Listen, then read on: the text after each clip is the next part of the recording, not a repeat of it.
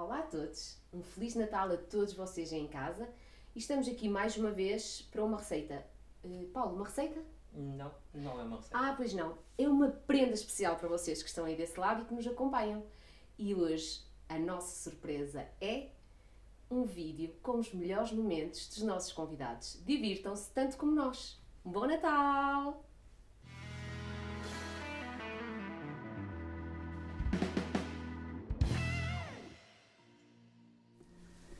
Eu sou a Liliana.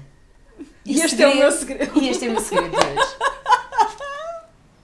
Olá a todos, eu sou a Liliane. Ai, não, eu sou a Liliane.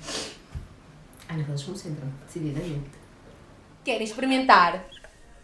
Venham bimbar para a Melissa. Se eu não gostar, voltas a fazer tudo. Bem. Hoje tenho uma amiga.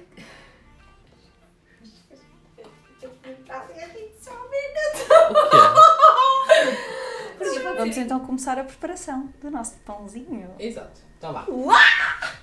Que juntas vamos. Ai, não é nada juntas, que ela vai fazer sozinha. E agora eu sei, tu és para o meio.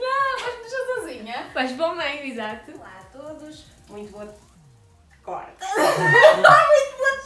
Vamos lá mimar. Vamos lá mimar. Tá lá. Espera. Eu pensava que tu ias usar essa parte. Não. Ok, vou repetir tudo aí. Repete tudo. Não sei se coloquei bem a borboleta. Tá bom, não tem nada. Para colocar a massa e deixo... Também. Os ingredientes para esta receita são. Opa, são milhares. Porquê que sais daí? Eu não quero mais. Olá a todos. Eu não conheço uma coisa. Tens que olhar para aqui. Agora colocamos a forma no forno a 30 graus.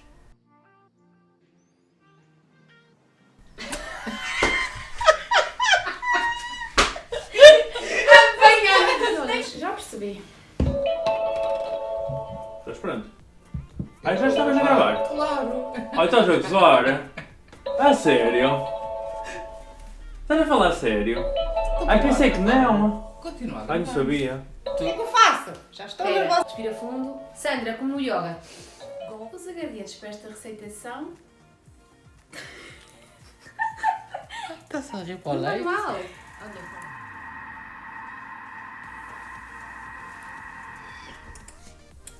Este realizador é chato como... Claro que sim, meu amor. Liliana, anda a verificar a consistência. Comentem e não se esqueçam de subscrever o canal.